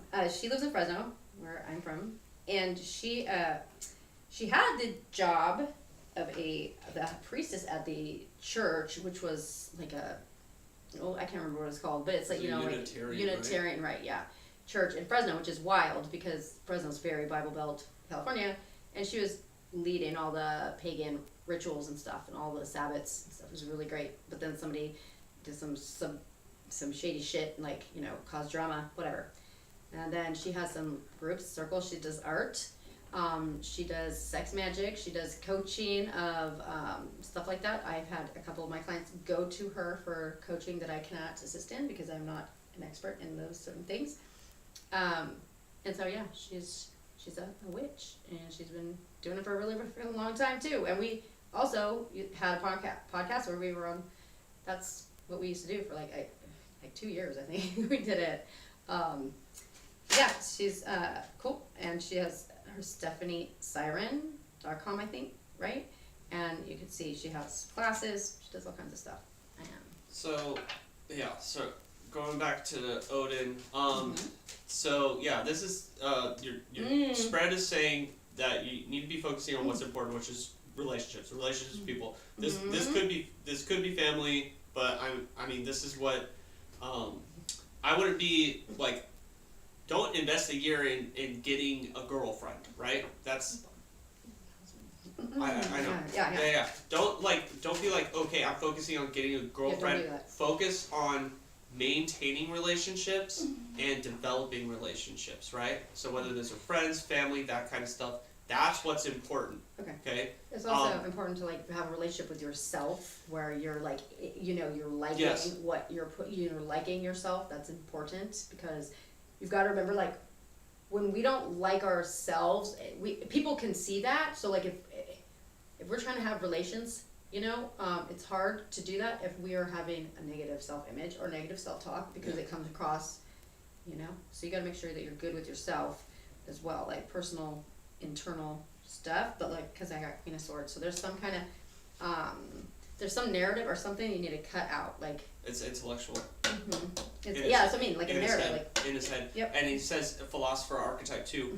How to get paid doing that. So okay, so the archetypal energy is that of a philosopher, but I never knew how to convert that into a job title. Like, how would someone pay for that? So that's the thing. Like, if you're producing like intellectual material, that kind of stuff, the trick is diversifying. You need to think like an artist in our current age, right? So like artists, they have their fingers in a lot of different pots, and they have a lot of little different things that they collect royalties off, a lot of like little different works, right?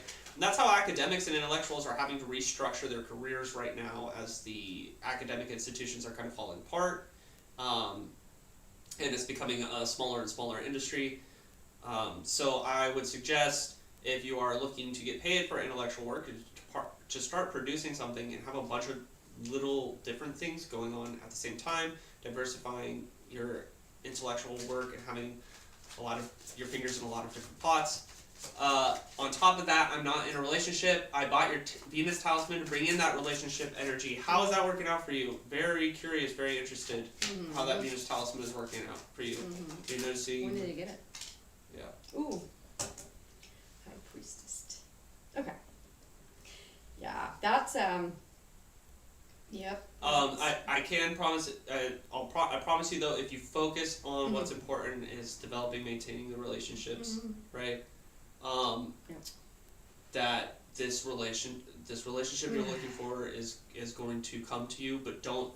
I mean, it's that age-old wisdom. It's like, don't be desperate for it. Don't be looking for it. When you let go and stop looking for it, it finds you.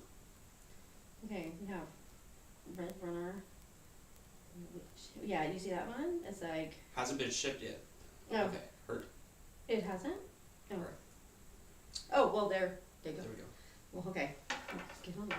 Yeah. Okay, what is this question here? We have... Terazu is a feminine sun deity that is the reflection of there being both feminine and masculine, or varying degrees in everything, or is it a representation of something else? I mean, whenever we have that kind of, duality, that's typically what it's symbolizing. I'm not actually familiar with this one. I should be, since I'm a triple Leo, probably should know that one. But, I think also it's important, like, you can read all kinds of things about deities and stuff, but I feel like, honestly, if they speak to you, if you're called to them, and it's whatever your vibe is for that, is the correct one. And we just kind of, I don't know, I find that I just inherently know, and I don't know how I know, and a lot of people have the same thing, so if that's what you're taking from it, then I would say that's correct for you. For somebody else, it would be different. 8 of Cups. Okay. Heather, Stephanie can totally help you with that, and there's no coven. I mean, she had an online coven, and it was okay. It was fine, but then we got drama bombed, unfortunately. A bunch of high school bullshit. Yeah. This is okay. So I got High Priestess here. So yeah, like this is that energy for that god is that sun deity. Like that's you know best. That's you take what you get from it, and that's it. Let's see.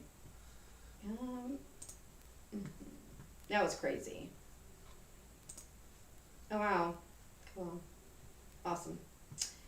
Don't covet. Let's see. Yeah. So yeah, Stephanie has definitely helped a lot of people in her time doing this, and they all are happy with it. So I would definitely recommend her. I've known her for literally a long time. Literally a long time. Very long time.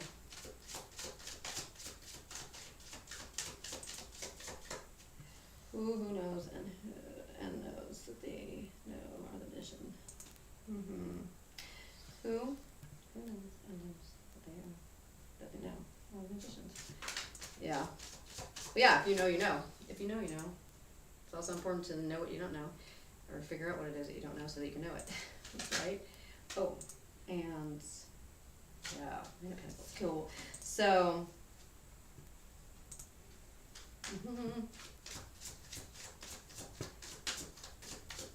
good. I think you should focus on that, Stephanie. I swear to God, you should. Oh wow, and her old nickname is also Siren. Weird.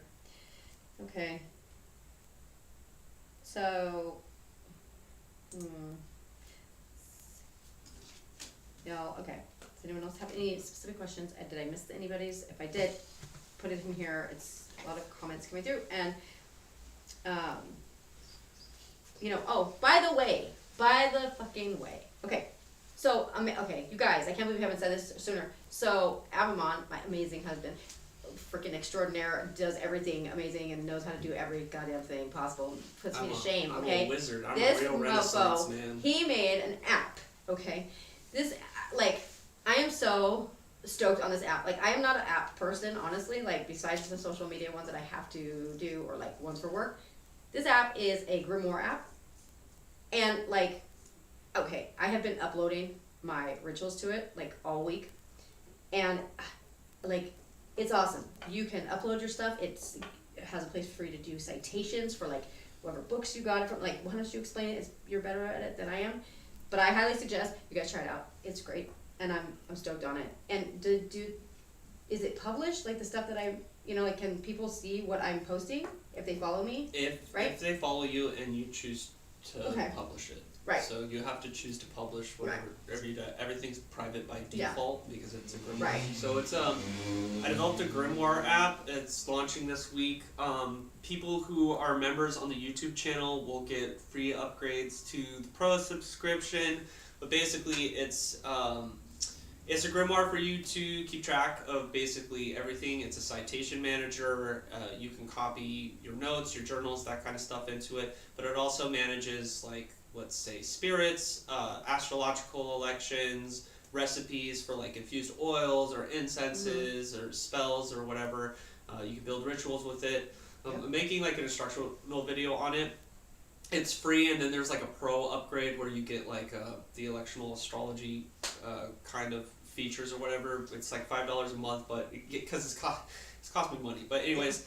Anybody that's a member of the YouTube channel will be able, I've got an access code generate, and I'm going to send it to you so that you get it. But it's basically my frustration with Grimoire and doing my personal work is I don't have citation manager, and they're everywhere. Referencing a bunch of different stuff, and so it's a hub, home for you to put all your occult work on, organize all your stuff, your Grimoire notes, your recipes, your if you want to do astrology, you can link it to a journal entry.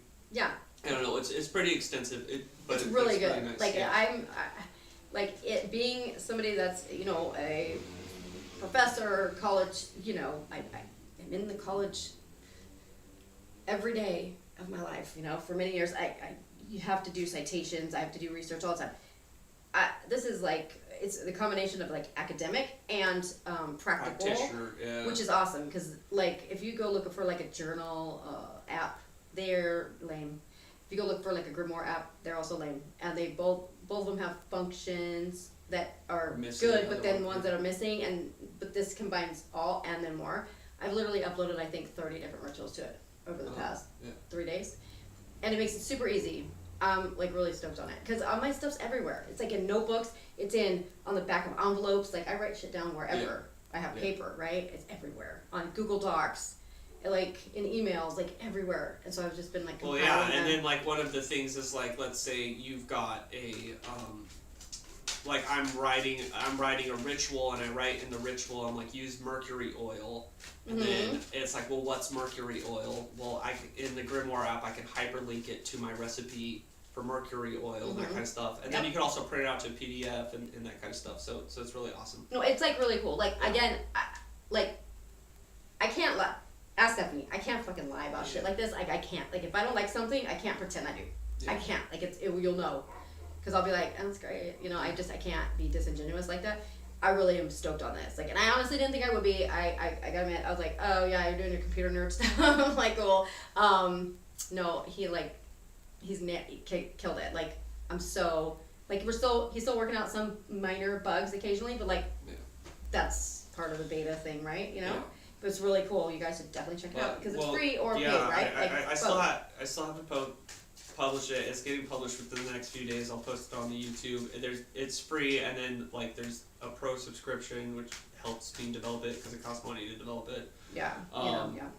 But it's really cool. But I need that. My stuff is everywhere. Yeah. So Teak, you are a member, so I'm going to be sending you a promo thing for help. We also have the recipe videos that are going to start coming out, the spell videos. Yep, I just did a couple of them the other day.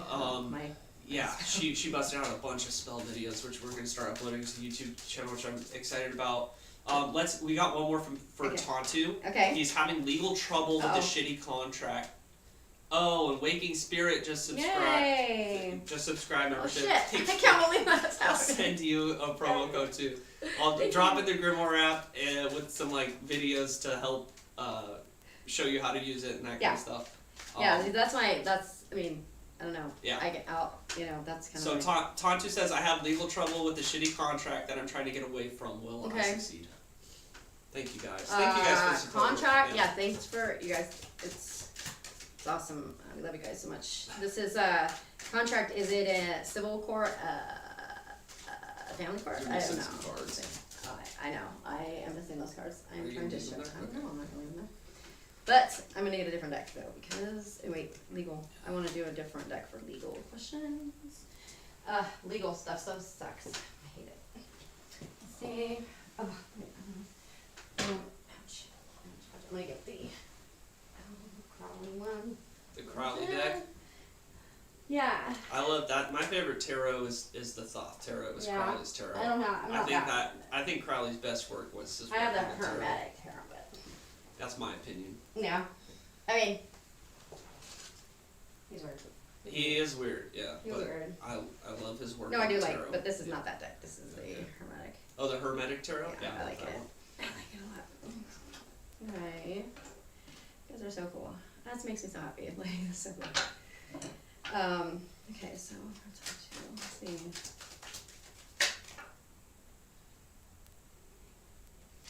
Okay. Come on. Yeah.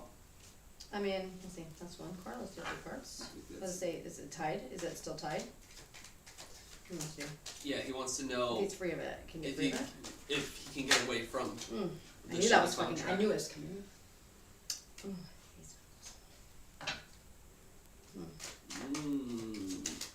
What does it say at the bottom? Cool. Hell yeah. Yeah. Yep. So it looks like Yeah, I'm not a big Crowley fan, Sarah. I don't like him, but I do give props when I see good work, and I think that Yeah, I mean, like there's some things he did that are but aside from those things, he was a total weirdo. Yeah, so it looks like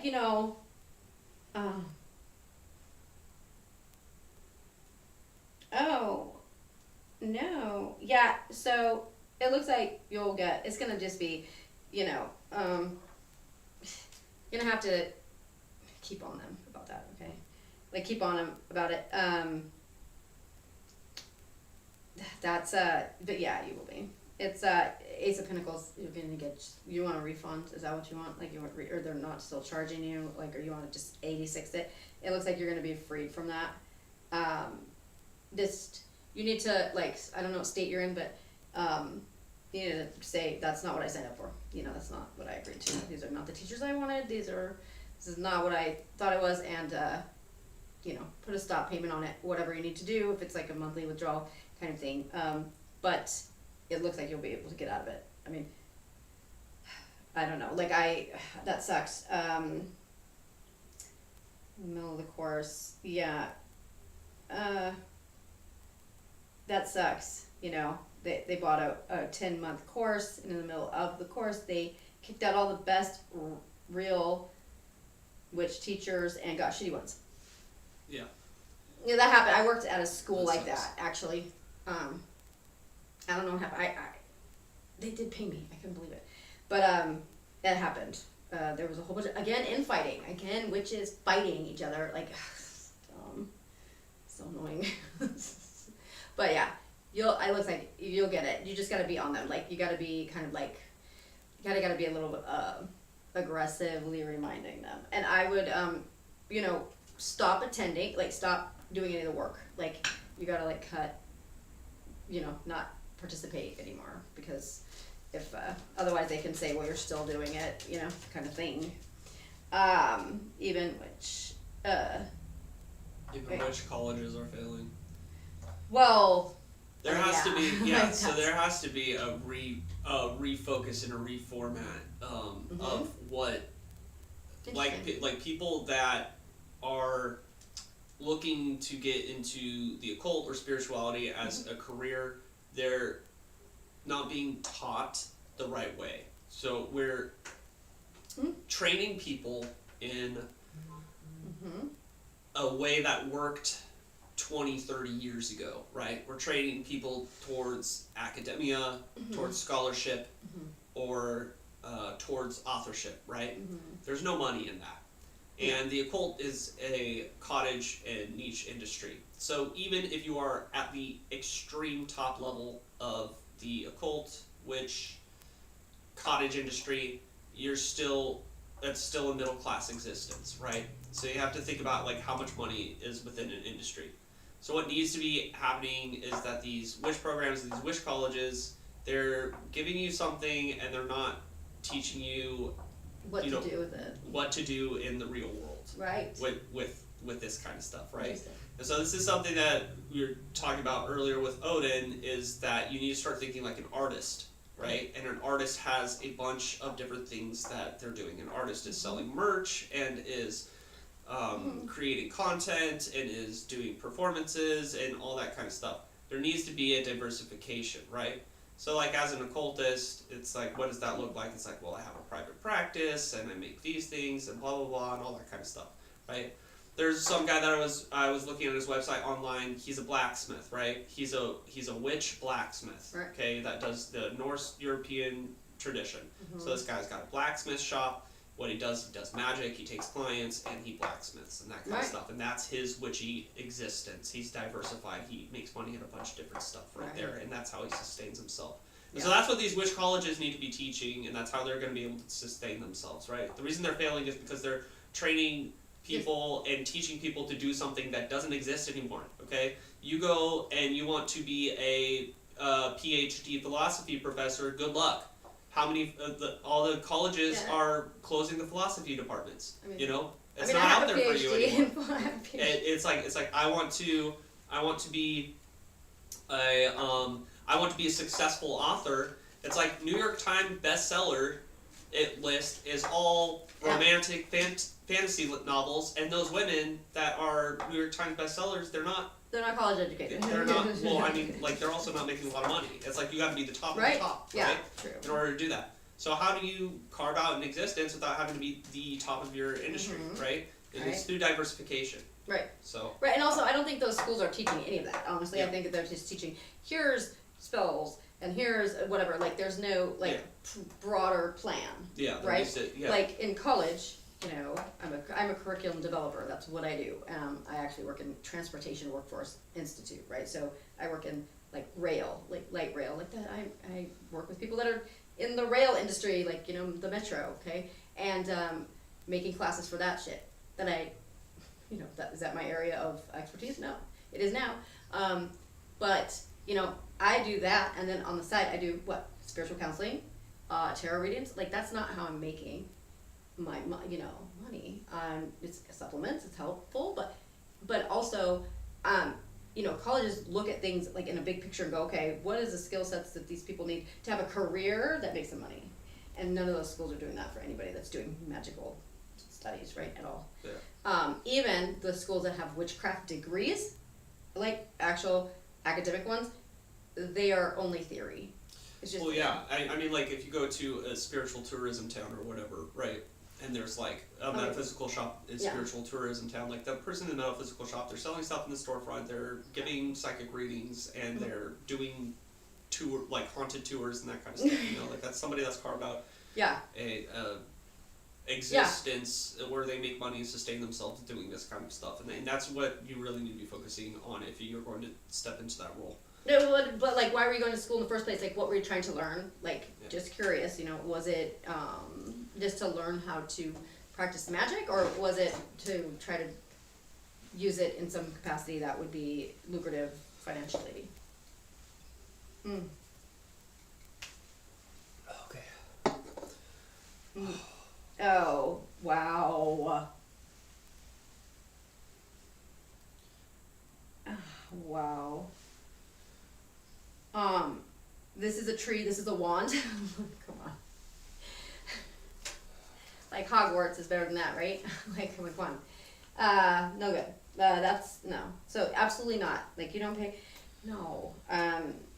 Shit, you can find free stuff online. What's this question? I can't see because I have a big heart in front of the last word. I can't read what it says. Dr. Stone, have you had an interaction with the deity Melano? No. I'm not sure. No, I don't think so. No.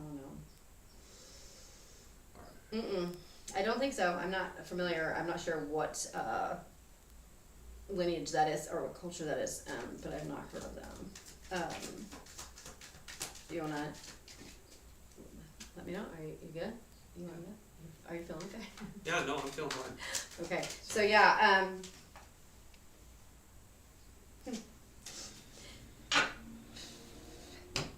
yeah, so. And with that being said, Okay. I think we're going to start closing out, right? Yeah, okay. Let's Alright. do it as hot. We're going to finish out with our chest meditation. Remember the assignment this week. So we're going to try to find this fetish, this linking thing, this linking totem, this object that's going to amplify our magical power. It's going to connect us to the power of the chest, unlocking the chest, right? It's going to connect us with the archetype of the magician. And we're going to offer this fetish to the magician. Keep this fetish personal. This is don't share it with anybody. This is your personal thing. And you're going to use this anytime you want to access the chest, access the magician, and use it to expand your magician power, right? Assume that archetype of the magician. She's of Hellenistic origins. I'm not familiar, right? With that assignment, I'd say Wednesday night would probably be the best time if you find it. I know that we used a pyramid, like a quartz pyramid, in order to amplify our connection to the chest. So, like something along those lines, right? Like crystals or amplification. If you guys have crystals around, pyramids, triangles, copper, that kind of stuff. Anything that represents that amplification of your personal power. I have. In fact, I just looked it up, and yes, this is a very familiar one, and I was not aware of that name. I guess it's one of the mini names of, looks like part of the, mini names, Kate, possibly. Oh, okay. But that face, that like black and white, like that kind of creepy bone face, I don't know, like, yeah, that, I feel like that was in early years, seeing that shit, not fun, and I was pretty scared of that shit. Stephanie, I'm sure you know, if you look it up, you know this one, too. Yeah, so, sorry. Tontu says thank you. You're very welcome, guys. Thank you, Tontu. So we're gonna relax. We're gonna sit back. We're gonna access our chest, our magician archetype, remembering our assignment.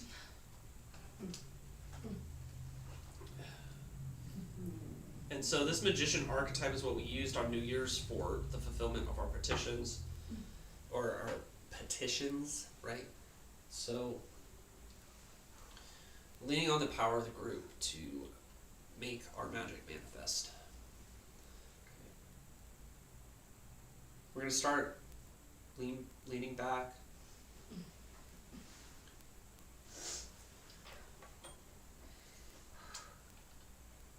We're going to begin progressively relaxing.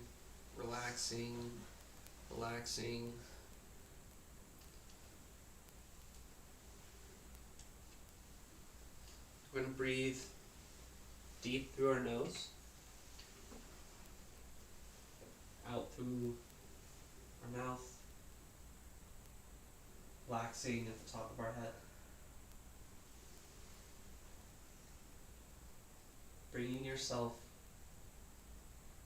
downwards back into that familiar state. 5, 4, 3, 2, 1. Deep sleep. Deep sleep.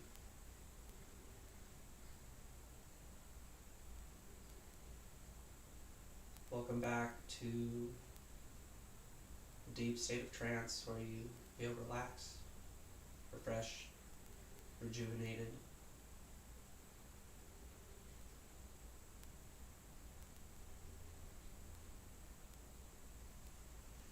here you find yourself in this familiar space, this familiar state. Totally relaxed, in control. Your mind, your body, your spirit. Here you notice the chest that you're familiar with. We're going to open the chest. We're going to look for an object in it. This object is going to be the one that we're going to offer this magician archetype. It's an object that's personal to you, amplifies your power as a magician, makes your magic stronger, channels the power of the group to manifest results of your magic.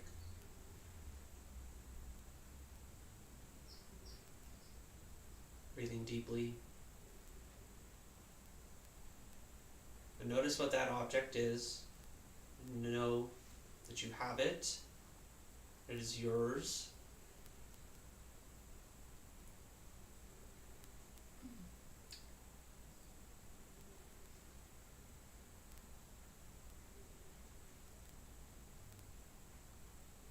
With this object, we're going to place it into our pocket.